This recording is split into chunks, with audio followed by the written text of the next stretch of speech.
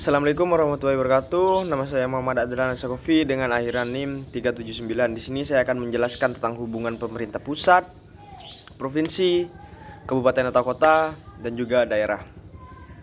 Pernahkah kita bertanya-tanya mengapa urusan pemerintahan di Indonesia itu dibagi menjadi pemerintah pusat, provinsi, kabupaten atau kota, dan juga desa?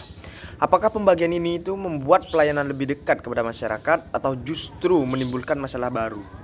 Nah, dalam sistem negara kesatuan Republik Indonesia, pemerintah pusat memiliki kewenangan tertinggi untuk mengatur negara. Namun karena wilayah Indonesia itu sangat luas, sebagian urusan pemerintah diserahkan kepada pemerintah daerah melalui sistem desentralisasi.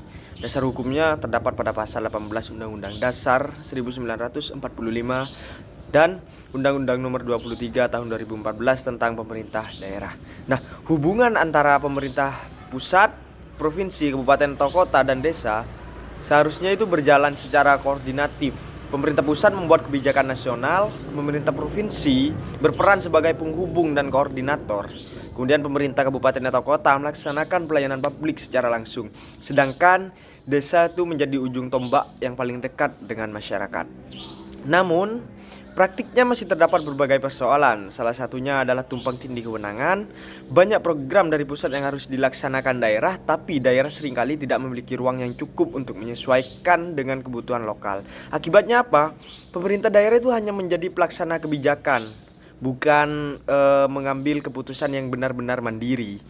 Jadi, masalah lain adalah ketergantungan fiskal. Banyak daerah masih sangat bergantung pada transfer dana dari pemerintah pusat karena pendapatan asli daerah yaitu yang rendah.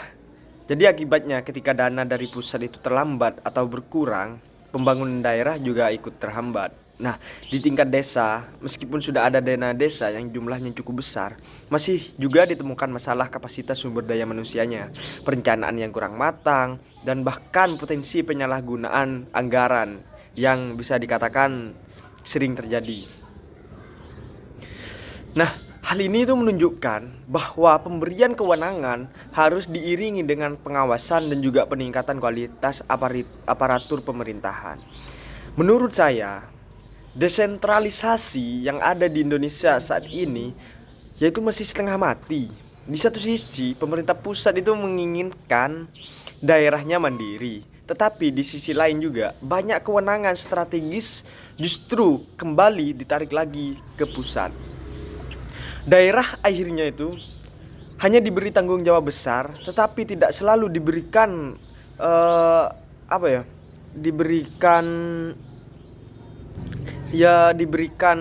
kewenangan dan sumber daya yang seimbang. Jika kondisi ini terus berlangsung, otonomi daerah itu hanya akan menjadi slogan. Pemerintah daerah akan kesulitan berinovasi, sedangkan masyarakat tetap menghadapi pelayanan publik yang lambat dan juga tidak merata. Karena itu, pemerintah pusat harus lebih percaya kepada daerah. Daerah harus meningkatkan transparansi dan akuntabilitasnya. Serta desa itu juga harus diperkuat kapasitas aparaturnya. Hubungan antar tingkat pemerintahan juga tidak boleh bersifat saling mengendalikan, tetapi harus saling mendukung demi pelayanan yang lebih baik kepada masyarakat.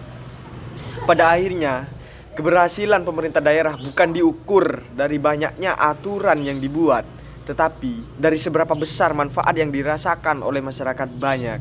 Mungkin sekian dari saya, kurang lebihnya mohon maaf. Assalamualaikum warahmatullahi wabarakatuh.